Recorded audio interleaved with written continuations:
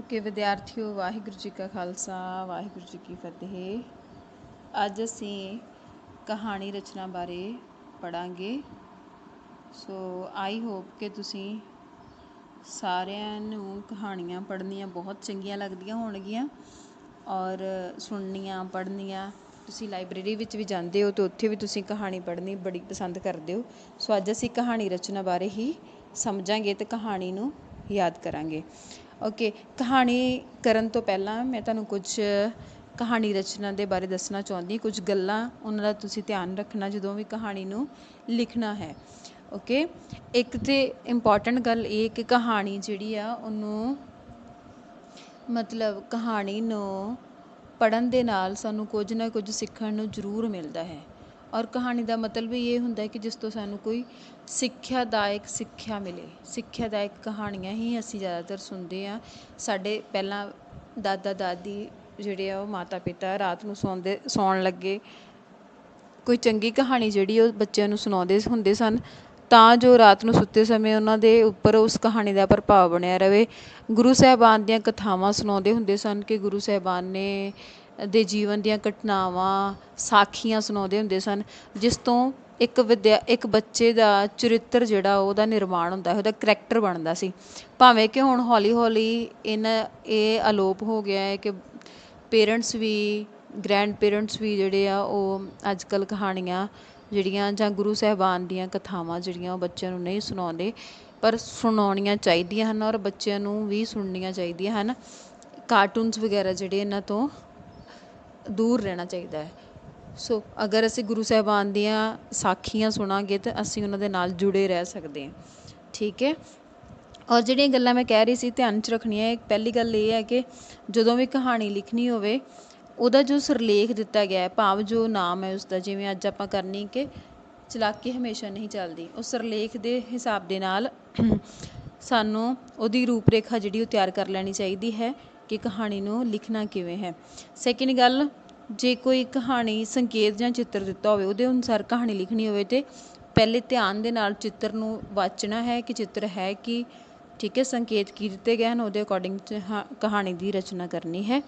ਕਹਾਣੀ ਦੀ ਸ਼ੁਰੂਆਤ ਜਿਹੜੀ ਉਹ ਬਹੁਤ ਸੋਹਣੀ ਹੋਣੀ ਚਾਹੀਦੀ, ਪ੍ਰਭਾਵਸ਼ਾਲੀ ਹੋਣੀ ਚਾਹੀਦੀ ਹੈ, ਕਿਉਂਕਿ ਕਹਾਣੀ ਜਦੋਂ ਸ਼ੁਰੂ ਕਰਨੀ ਕਿਸੇ ਨੇ ਪੜ੍ਹਨ ਲੱਗੇ ਪੜ੍ਹਦੇ ਸਾਰ ਹੀ ਉਹਨੂੰ ਪਤਾ ਲੱਗ ਜਾਣਾ ਚਾਹੀਦਾ ਹੈ ਕਿ ਹਾਂ ਕਹਾਣੀ ਬਹੁਤ ਜਿਹੜੀ ਇੰਟਰਸਟਿੰਗ ਹੈਗੀ ਹੈ। ਠੀਕ ਹੈ। ਔਰ ਇੱਕ ਇੰਪੋਰਟੈਂਟ ਗੱਲ ਜੇ ਇਹ ਕਿ ਕਹਾਣੀ ਹਮੇਸ਼ਾ ਭੂਤਕਾਲ ਵਿੱਚ ਹੁੰਦੀ ਹੈ, ਭਾਵ ਅਸੀਂ ਉਹਨੂੰ ਸੀ ਸਨ ਦੇ ਵਿੱਚ ਲਿਖਦੇ ਹਾਂ, ਕਦੇ ਵੀ ਉਹਨੂੰ ਹੈ ਹਨ ਭਾਵ ਵਰਤਮਾਨ ਕਾਲ ਵਿੱਚ ਨਹੀਂ ਲਿਖਦੇ, ਭੂਤਕਾਲ ਵਿੱਚ ਹੀ ਕਹਾਣੀ ਲਿਖੀ ਜਾਂਦੀ ਹੈ। ਔਰ ਕਹਾਣੀ ਜਿਹੜੀ ਹੈ ਉਹਦੀ ਭਾਸ਼ਾ ਸ਼ੁੱਧ ਹੋਣੀ ਚਾਹੀਦੀ ਹੈ, ਰੌਚਕਤਾ ਹੋਣੀ ਚਾਹੀਦੀ ਹੈ, ਉਹਦੇ ਵਿੱਚ ਸਰਲ ਹੋਣੀ ਚਾਹੀਦੀ ਹੈ, ਅਤੇ ਕਹਾਣੀ ਦਾ ਅੰਤ ਜਿਹੜਾ ਵਾ ਉਹਦੇ ਵਿੱਚ ਸਿੱਖਿਆ ਜ਼ਰੂਰ ਲਿਖੀ ਹੋਣੀ ਚਾਹੀਦੀ। ਸਿੱਖਿਆ ਤੋਂ ਬਗੈਰ ਕੋਈ ਵੀ ਕਹਾਣੀ ਨਹੀਂ ਹੁੰਦੀ, ਭਾਵ ਸਿੱਖਿਆ ਲਿਖਣੀ ਸਭ ਤੋਂ ਜ਼ਰੂਰੀ ਹੈ। ਸੋ ਅੱਜ ਅਸੀਂ ਕਰਾਂਗੇ ਚਲਾਕੀ ਹਮੇਸ਼ਾ ਨਹੀਂ ਚੱਲਦੀ। ਸੋ ਵੇਖੋ ਕਹਾਣੀ ਮੈਂ ਪੜ੍ਹਾਂਗੀ, ਨਾਲ ਨਾਲ ਆਪਾਂ ਸਮਝਾਂਗੇ ਕਿ ਕਹਾਣੀ ਹੈ ਕੀ।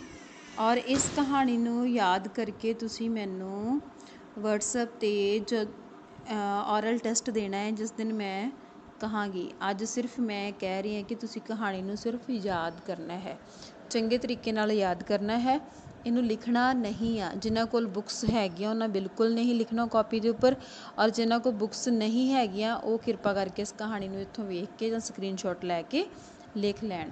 ਫਿਰ ਇਸ ਨੂੰ ਤੁਸੀਂ ਯਾਦ ਕਰਨਾ ਹੈ, ਯਾਦ ਕਰਕੇ ਫਿਰ ਮੈਂ ਤੁਹਾਡਾ ਔਰਲ ਟੈਸਟ ਲਵਾਂਗੀ ਇਸ ਕਹਾਣੀ ਦਾ ਸਾਰਿਆਂ ਦਾ। ਠੀਕ ਹੈ। ਸੋ ਵੇਖੋ ਕਹਿੰਦੇ ਥੋੜ੍ਹਾ ਸਮਾਂ ਪਹਿਲਾਂ, ਪਿਆਰੇ ਬੱਚਿਓ ਕੱਟ ਦਿੱਤਾ ਗਿਆ, ਉਹ ਨਹੀਂ ਬੋਲਣਾ ਨਾ ਤੁਸੀਂ ਲਿਖਣਾ ਹੈ। ਠੀਕ ਹੈ। ਥੋੜ੍ਹਾ ਸਮਾਂ ਪਹਿਲਾਂ ਦੀ ਗੱਲ ਹੈ, ਇੱਕ ਪਿੰਡ ਵਿੱਚ ਇੱਕ ਸਧਾਰਨ ਕਿਸਾਨ ਰਹਿੰਦਾ ਸੀ। ਉਸ ਪਿੰਡ ਵਿੱਚ ਇੱਕ ਬਾਣੀਆ ਵੀ ਰਹਿੰਦਾ ਸੀ।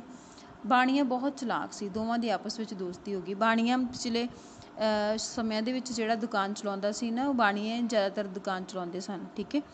ਔਰ ਜਿਹੜੇ ਅੱਜ ਕੱਲ੍ਹ ਤਾਂ ਚਲੋ ਹਰ ਕੋਈ ਜਿਹੜਾ ਦੁਕਾਨਦਾਰ ਹੈਗਾ ਉਹ ਕੋਈ ਕਰ ਲੈਂਦਾ, ਪਿਛਲੇ ਸਮਿਆਂ 'ਚ ਸਿਰਫ ਬਾਣੀਏ ਜਿਹੜੇ ਉਹੀ ਦੁਕਾਨ ਕਰਦੇ ਸਨ, ਅਤੇ ਦੁਕਾਨਾਂ ਬਾਣੀਆਂ ਦੀਆਂ ਹੀ ਹੁੰਦੀਆਂ ਹਨ, ਕਿਉਂਕਿ ਉਹਨਾਂ ਨੂੰ ਕਿਹਾ ਜਾਂਦਾ ਸੀ ਕਿ ਬਾਣੀਏ ਜਿਹੜੇ ਉਹ ਥੋੜ੍ਹੇ ਚੁਸਤ ਹੁੰਦੇ ਆ, ਚੁਸਤ ਟਾਈਪ ਹੁੰਦੇ ਆ ਕਿ ਚੰਗੇ ਤਰੀਕੇ ਨਾਲ ਦੁਕਾਨ ਜਿਹੜੀ ਉਹ ਚਲਾ ਸਕਦੇ ਹੁੰਦੇ ਆ।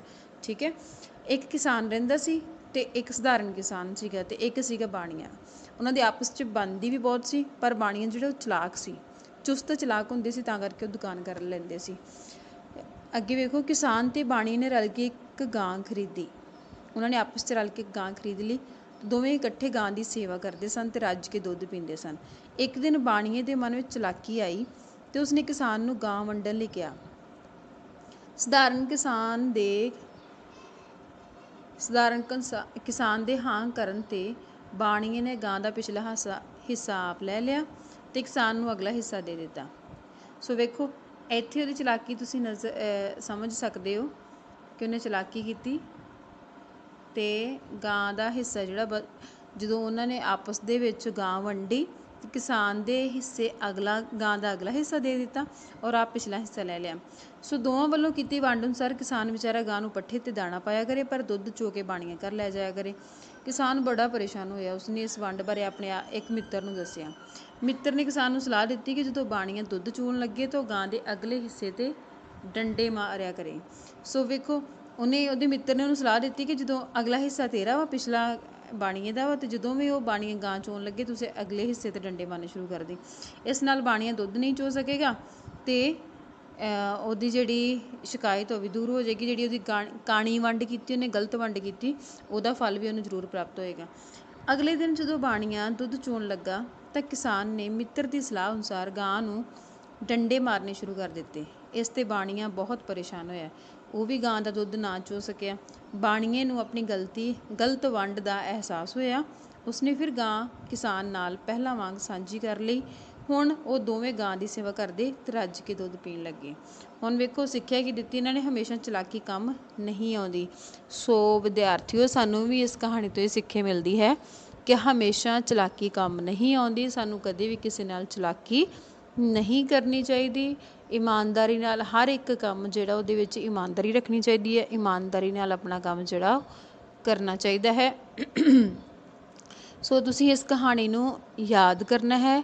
ਚਾਹੇ ਅੱਜ ਹਾਫ ਯਾਦ ਕਰ ਲਓ, ਹਾਫ ਕੱਲ੍ਹ ਕਰ ਲਿਓ, ਚਾਹੇ ਇੱਕ ਵਾਰੀ ਦੇ ਵਿੱਚ ਹੀ ਕਰ ਲਓ। ਬਹੁਤ ਸੌਖੀ ਕਹਾਣੀ ਆ, ਸਿੰਪਲ ਕਹਾਣੀ ਆ, ਕੋਈ ਇਹਦੇ ਵਿੱਚ ਔਖੀ ਗੱਲ ਨਹੀਂ, ਕੋਈ ਸ਼ਬਦ ਔਖਾ ਨਹੀਂ ਹੈ। ਇਸ ਕਹਾਣੀ ਨੂੰ ਤੁਸੀਂ ਯਾਦ ਕਰਨਾ ਹੈ। ਪਹਿਲਾਂ ਤੁਹਾਡਾ ਔਰਲ ਟੈਸਟ ਹੋਏਗਾ, ਉਸ ਤੋਂ ਬਾਅਦ 'ਚ ਤੁਹਾਡਾ ਰਿਟਨ ਟੈਸਟ ਹੋਏਗਾ। ਸੋ ਧੰਨਵਾਦ।